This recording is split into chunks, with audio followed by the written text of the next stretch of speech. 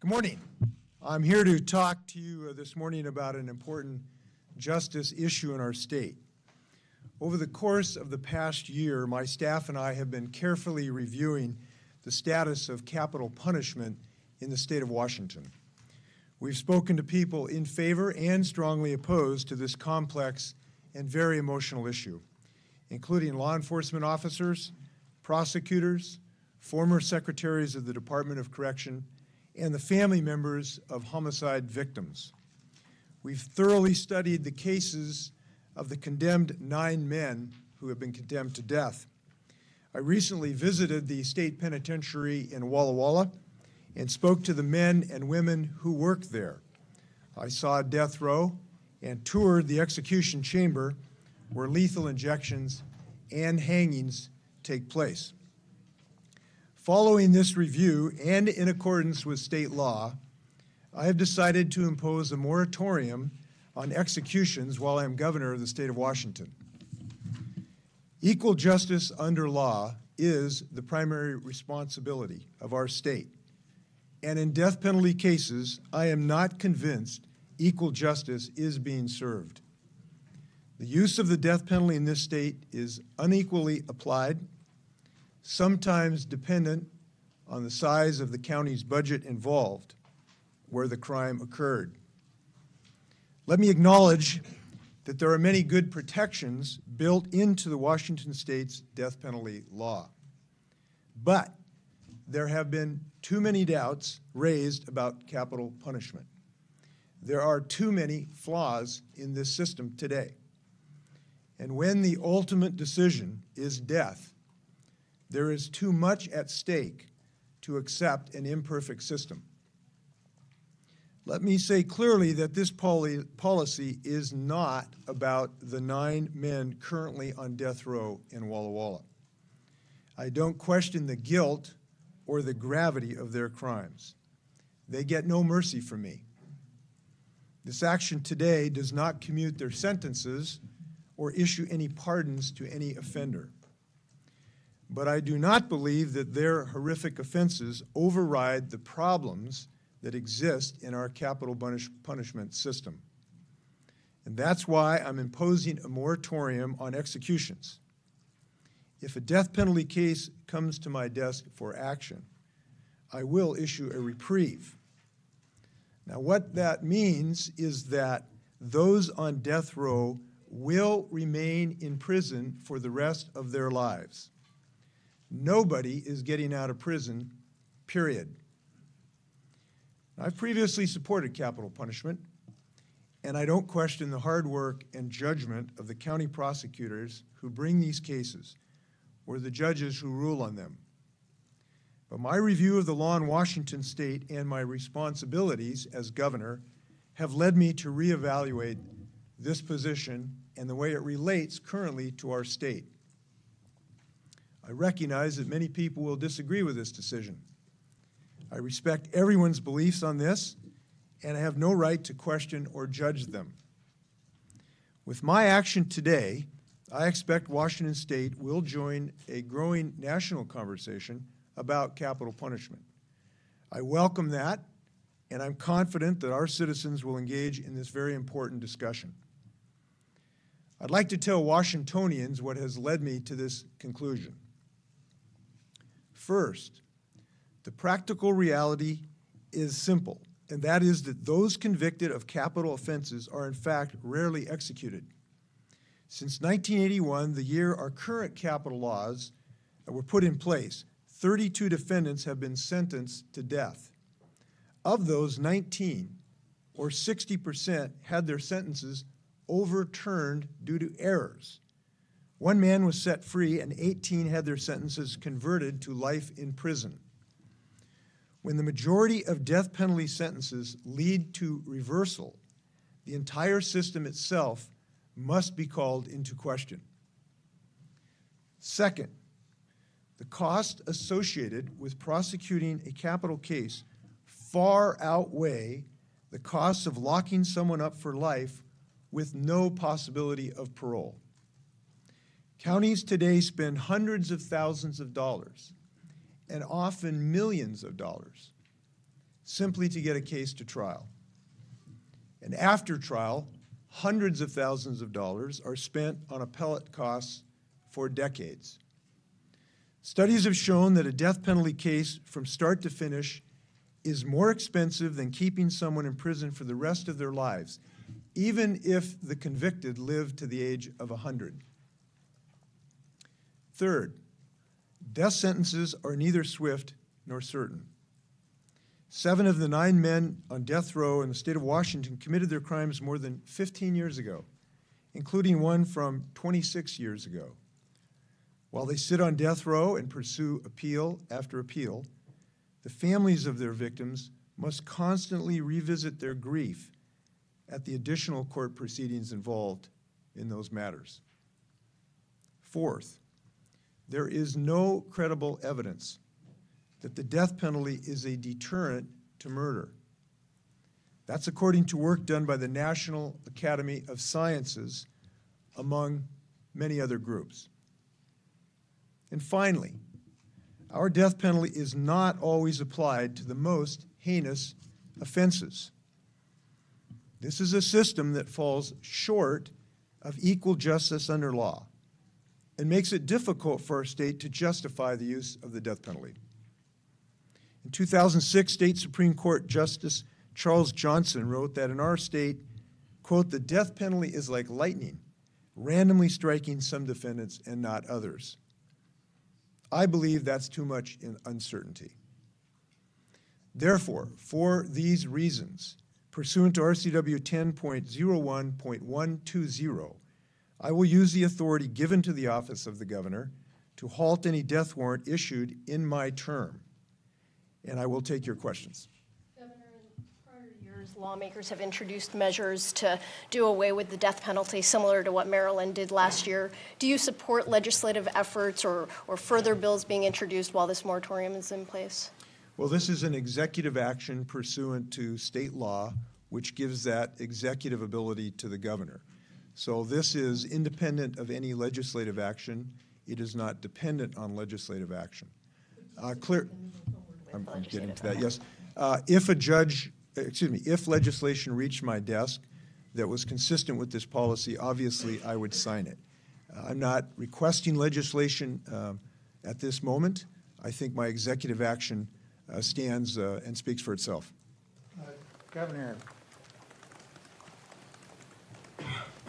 I'm not too sure how to phrase this, but was there a light bulb moment where something clicked inside of you and said, this is being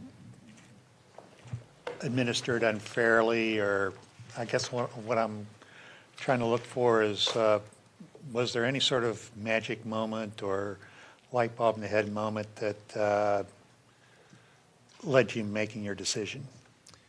No, and the first thing I would say is there's no magic associated with this really tough question. This was really a tough question for a lot of reasons. The profound grief associated with these really horrific crimes, the multiple issues involved in striving to have a judicial system that's cost-effective, acts as a deterrent, is not involved in uncertainty. All of those issues are tough to deal with, so there's nothing magic about this process. We studied this for months. We have been involved in an extensive process of looking at how this capital punishment really works in our state. And it was more of a slow accumulation of flaws that prevent it from doing what I think Washington really needs. We need a system that's cost effective. We just don't have one to spend millions and millions of dollars on these cases over decades of appeals, where it's frankly vastly cheaper to simply put people in jail for life. It doesn't answer the needs of our state. To have a system that's really not shown to be a deterrent doesn't answer to the needs of this state. And the inequality of this, to understand how this is, somebody referred to it as a fatal lottery. That's probably too strong language, but it's not consistent with the needs of our state. So it was more based on a long-term study of this than any one moment. Governor, based on that study, how many defendants do you expect to issue reprieves to in your first term here? I don't know. I don't know the answer to that. It's probable that there would be several, at least possible that there would be several warrants that would come to the executive branch in the next 3 years, but there's really no way of knowing that. And again, this is one of the things that, you know, is so painful for families in this process, is you have these appeals that are very unpredictable. There's kind of a roller coaster, and having families going through that anxiety of uncertainty is adding grief, in my view. Well, will you be adding any grief to those families who believe that the person who killed their loved one should be executed if you issue that reprieve? Yeah, I think I think what I have found in talking to family members is that there's quite a wide diversity of how family members feel about this. I've talked to family members that have expressed to me they're going to be disappointed by this decision. There's no question about that. I've also talked to family members who felt that there was more grief by this constant uncertainty for decades than there was finality. And they think having an added death added on to the death of their loved one did not give them additional peace. So I think this is different from family to family. And I respect all of them and the terrible suffering they've gone. It's very hard for me to put myself in their place, given how devastating a loss like this to a loved one would be. So what I can report to you is, yes, there's going to be wide diversity on this. But as governor, I've had it on my shoulders to come up with a policy that fits the needs of our whole state. And I think this is the right policy decision at the right time for our state. Just to be clear, you did talk to family members before making this decision. That was part of the process of making this decision. Yes, we've talked to members who've, in fact, as recently as yesterday, of members who've lost people to homicide in their families. I mean, yesterday I talked to one family member of one of the people who are in death row today, and he expressed disappointment at this decision. He was very gracious, but he was disappointed. At the same time, I talked to two other people the same day who expressed to me the thought that they didn't think the death penalty was helpful. In fact, they thought it exposed them to multiple anxieties as these appeals go up and down for decades. They actually thought it added to their grief. So in the course of one day, I heard different things from different families. What I have felt on my shoulders is a responsibility to fashion a program of justice that's going to answer to the needs of the whole state. And that includes issues of cost effectiveness, deterrence, equality, and I've done that. And I made that decision. It has not been an easy one, given the profound damage that these offenders have caused to people. Can you say which families you talked to? I could, but I prefer not. I'd prefer to respect their privacy. No. This sounds like a mixed message because anything that's filed today by prosecutors is going to go beyond your 3 or perhaps 7 years of your term or terms here. They're still going to file. If it's not a change in statute and law, why are you making this announcement now? Can't you just do it on a case-by-case basis? Or do you want this to be the message that the people, to give impetus to change this law? Well, I thought that this was a relatively restrained use of executive authority, and I thought it was appropriate to the transition that a state can go through in grappling with an issue like this. We don't know. There will be some practical decisions prosecutors will have to make in individual cases. I don't know. I can't predict what those decisions will be. But I thought this was the proper way to use the reprieve authority to allow the state to have a conversation about this and to recognize that as currently applied in the state of Washington, this decision is not a deterrent. It is not cost effective. It causes all kinds of grief for multiple decades, and it's not consistent with who we are as a state to have a system that is not accomplishing those goals. So I thought that was the right decision. Can you just clarify the 9 people who've been sentenced to death, their status today, are their sentences commuted, or are they just sort of on hold till your tenure ends and then they begin the process again? What's the exact status of each of the 9? Thank you. So no, we have not commuted any of the sentences of the 9 death sentences. What I have said by this policy statement is that if a death warrant issues, if the appeals are exhausted, and there are multiple ones, if those are exhausted, and if a death warrant is issued, I will then issue a repeal for that particular individual that will be in effect as long as I'm governor of the state of Washington. Why not just commute their sentences then and save the money? Because as I've explained, I think that this is a relatively restrained, more modest use of the executive power. It allows people to continue this conversation. It allows people to have their thoughts expressed. And I think when a state can consider transition, and we've done this multiple times in this state, we've had several periods in our state when we've had the capital punishment, and it's been repealed, reinstated, and repealed again. So I think this approach is most consistent with allowing a state to have a transition period like that without a commutation. Does this mean, though, procedurally, if someone receives a reprieve from you, then it is a sentence to life and death, life in Its prison, or practical, can its they practical come back? impact is, of this decision, is that the citizens of the state of Washington can be assured that the men now on death row are going to be in prison for as long as they live. And I can give citizens that assurance that they are not going to walk out of jail. Now, future governors could make different decisions, but it doesn't matter who's governor. They are not leaving jail for as long as they live. During my term, we will not be executing people and killing citizens based in this system. Governor, do you consider the death penalty to be a moral issue?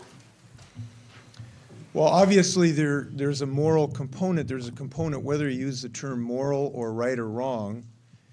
My view is that a system that does not deter crime, costs citizens millions of dollars more than life imprisonment without parole, is uncertain in its application, and exposes families to multiple decades of uncertainty as to the result of the judicial decision, is not right.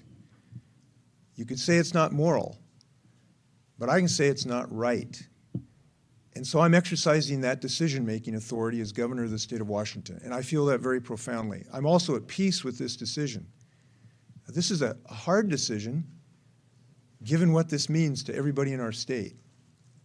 But I am at peace with it, and I'm comfortable that this is the right decision. These people that get reprieves, could they still be executed after your term as governor expires? Yes, that's possible. Right, so the reprieve only is during the time that you are in office? That's correct. Okay. Governor, you said you've been studying this for months. You've been in the office Months, about months. plural, yeah. So you've been in the office about 14 months. When did it begin, and what prompted you to begin looking at this so early in your tenure? Well, we knew that this was going to be an issue in the real world at some point during our term. So we wanted to really understand in the real world about this. And I think this is an important thing to think about. Capital punishment at the coffee table is kind of an abstract thing. It could lead to, people kind of having a position. I'm sure people will ask each other after my announcement today what people think about this. And as a snap judgment or as something in the abstract, it's easy to make decisions. But what I found in my investigation of what's really going on in our state, I came to understand why all of the retired secretaries of corrections feel that this is the right decision today. Why so many people thought that it isn't a wise use of taxpayer dollars to spend millions of dollars on something that doesn't provide deterrent when you've got a perfectly safe alternative, which is putting people in jail for life with zero possibility of parole. And when you really delve into the bowels of this system, what you find is it's just not consistent with who we are as a state and what we expect of our judicial system. So I guess what I'd say is, as governor, I have found what might be easy in the abstract, once you really understand how this system works, it doesn't comport with our expectations of justice. Given how long it takes to prosecute some of the death penalty cases, I mean, your decision would seem to send a message to prosecutors, don't file the death penalty case, but knowing it's going to take 2, 4, 6, 12 years, whatever, why would they stop and not file on the assumption that one day you won't be governor, one day they will be able to put someone to death? I mean, where's the savings at this point? Well, it depends what happens. We don't know exactly what will happen. Prosecutors will have independent decisions. I am hopeful that this causes people to re-examine all of our thinking about this issue and how this system really works. And I think that many could make a very rational decision that both this moratorium and my assurance that reprieves will be issued, together with the fact that there are literally millions of dollars being spent on something that is not a deterrent of crime, may precipitate people to reevaluate some decisions. I actually hope that'll be the case. But those are individual decisions. And again, the reason I've taken this route is to not exercise what you might think is the most aggressive executive authority here. I've used a more modest, transitional system of moving forward as a state. Do you believe that anybody in this state has been executed unjustly? I don't have any evidence of that.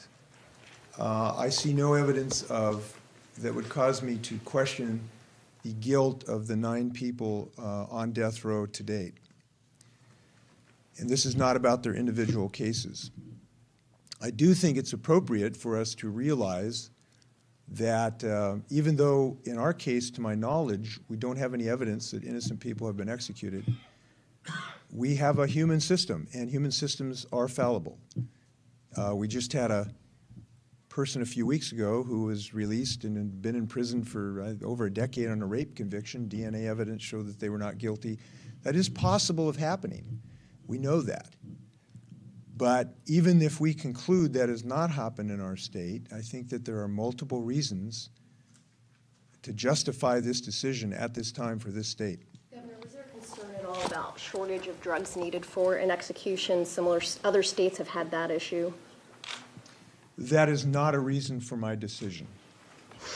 We can take 2 quick questions. Governor, I need to ask about a different subject before you go. But before we do that, let's stay on the subject just for a moment. if we Just can. briefly, you said you were not asking for legislation at this point to abolish the death penalty, excuse me, but what role do you expect to play, do you feel obligated to play in what sounds like the beginning of a conversation you want to have in the state about heading down that road? Well, I think I've played a role as a governor who has stepped up and made what I consider a tough decision here that is justified on our values and the facts of what exists in the state. And I think that'll probably precipitate discussion in our state, including in the legislature. I'm not asking them for specific legislative action at this time. My executive action speaks for itself, and we'll see what happens in that discussion. Governor? I would sign a bill that is consistent with my decision that believes that our death penalty in this state is not capable of rendering what we need in this state, which is cost effectiveness, predictability, and a real deterrent.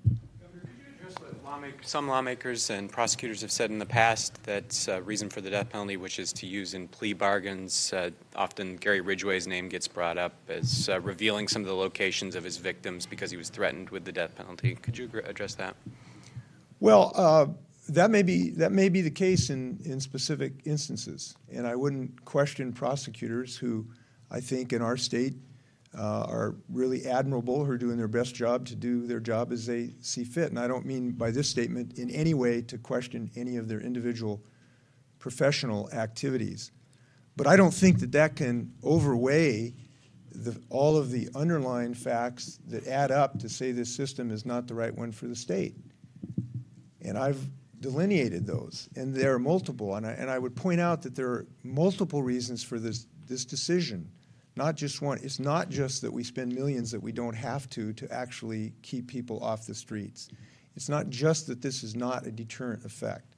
It's not just because that it's very, very unequally applied. It's not just that we've had 60% reversal of sentences. These are multiple reasons. And so I respect what prosecutors have said in that regard, but I don't think it can justify an unequal, cost-ineffective, non-deterrent system that we have today. Governor, I know also you've been following the tunneling machine in Seattle, now stuck for months, it seems. At what point should we abandon this project? Well, I don't think we're at that point now, certainly. Let me just make some comments about this project that I think need to be addressed.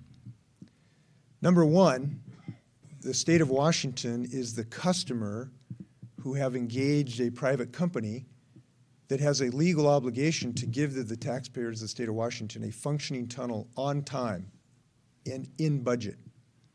And we are going to be insistent that that obligation as a customer is fulfilled. The citizens of the state of Washington are like somebody who owns a house that hired a contractor to remodel the house. And this is an important concept because we have an obligation by a private business to the citizens that we are going to fully expect that company to honor.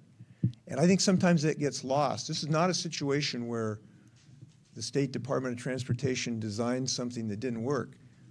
We did what's called a design-build contract, where that contractor takes full responsibility for that project. And so we're going to expect the customer to do its job.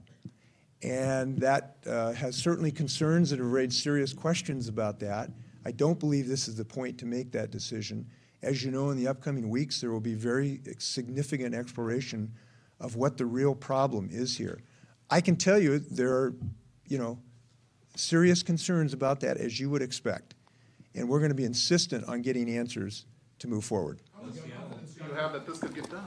I'm sorry? How much confidence do you have that this tunnel can be built? I have enough confidence to say we are going to insist that the taxpayers are protected in this state. We're going to insist that that tunnel either gets built on time or the contractor is going to be financially responsible to the citizens of this state for every single penny of cost overruns that that contractor could eventually be responsible for. Now, I can't prejudge that because there's a lot of distance in that tunnel and a lot of things we'd have to discover. But I can tell you that that contract is going to be honored when I'm governor of the state of Washington. And the customer is going to get satisfied, which is the citizens of the state of Washington. So Governor, we're going to wrap up. Nick and Bernie are going to be available to continue taking questions. Just one last question on this. I mean, mega projects of this size generally have some level of shared risk. Are you confident that none of this is going to fall on the state? It should not, because to date, and obviously I've been briefed on this regularly, I see no evidence whatsoever, or any even suggestion or scintilla of evidence that would suggest that anyone other than the contractor or the contractor's manufacturer is responsible in the event that there are extra costs associated with this product. So I see no reason that this should fall on the citizens or the taxpayers, and that's why we're moving forward. I don't know, and we're not at that point, but I can tell you that I see no reason that this would be other than the contractor's responsibility. Great. Thank you.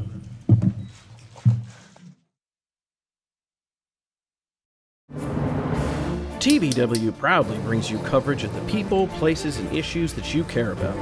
Check out the rest of this video by clicking the link in the description, and make sure to visit tvw.org to stay connected to your government.